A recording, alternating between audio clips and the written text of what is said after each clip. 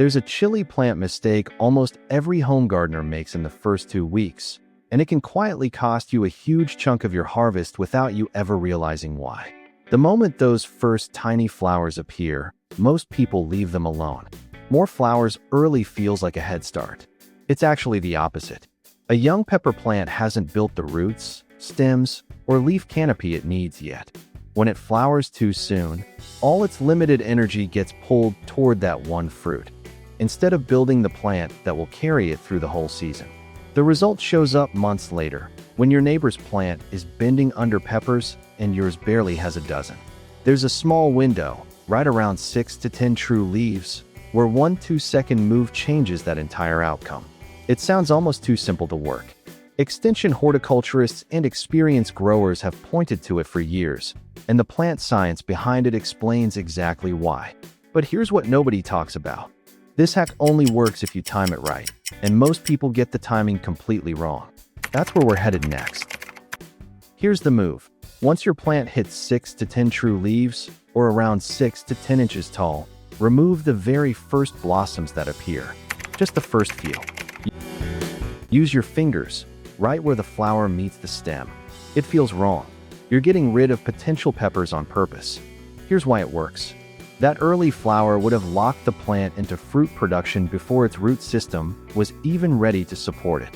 Take the flower off, and the plant keeps investing in what actually matters at this stage: a deeper root system, thicker stems, a wider leaf canopy. That's the foundation everything else gets built on. There's a second move that stacks right on top of this one.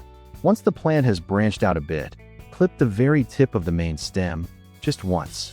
This one small cut tells the plant to stop growing taller and start growing wider, pushing out side shoots that each become their own flowering branch later in the season.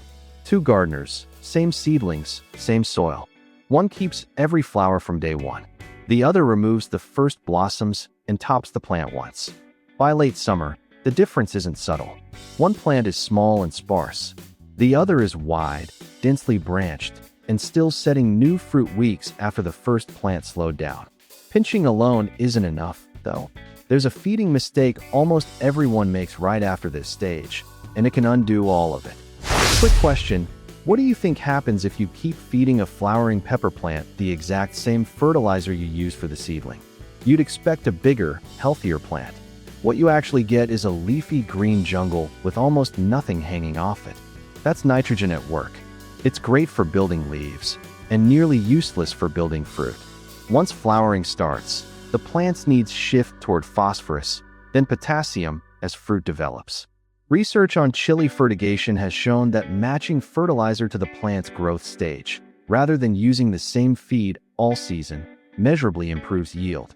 Swap to a bloom formula fertilizer at the right moment, and that leafy jungle turns into a plant working overtime on fruit instead of foliage. Now here's a myth almost every pepper grower has heard. Coffee grounds boost your harvest. Dump fresh grounds straight onto the soil, and here's what actually happens. They clump together and form a barrier that repels water instead of absorbing it. The hack that's supposed to feed your plant ends up starving its roots of moisture instead. Compost the grounds first. Mix them into finished compost, and they genuinely help. Skip that step, and you've made things worse, not better. Watering causes a quieter version of the same problem. Picture two identical plants, one watered on a steady schedule, one watered whenever the gardener remembers. The second plant drops flowers and develops blossom end rot, and most people blame a calcium deficiency. The real cause was usually sitting in the watering can the whole time. Peppers don't mind dry spells or wet spells nearly as much as they mind switching between the two. Container growers feel this fastest. A pot can dry out in a single scorching afternoon, and that one afternoon can shut down flowering for days. So the plant's fed right, watered right, pinched right. There's still one habit left that decides whether it keeps producing all season or slows to a crawl by August. Here's the habit that ties everything together. Harvest often. Leave ripe peppers hanging on the plant, and it reads that as a job finished. Flowering slows down. Pick peppers regularly, even a little early, and the plant keeps setting new fruit for weeks longer than most gardeners expect. A layer of mulch around the base helps too. It keeps roots cooler and moisture steady, taking pressure off the plant so it can put that saved energy into new blossoms instead of just surviving the heat. A simple bag of organic mulch handles this in minutes. If your peppers are indoors, on a covered patio, or somewhere airflow is limited, give the plants a gentle shake some mornings. Poor pollination quietly kills flowers before they ever become fruit. A 10-second habit fixes something most gardeners never even think to check. None of this is one miracle trick. It's remove early, feed right, water consistently, harvest often. 4 small habits stacked together. Most gardeners never realize how much a plant's whole season gets decided in those first few weeks.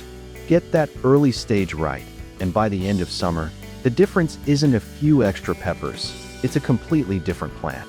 So which one are you trying first? The early blossom removal or the fertilizer switch?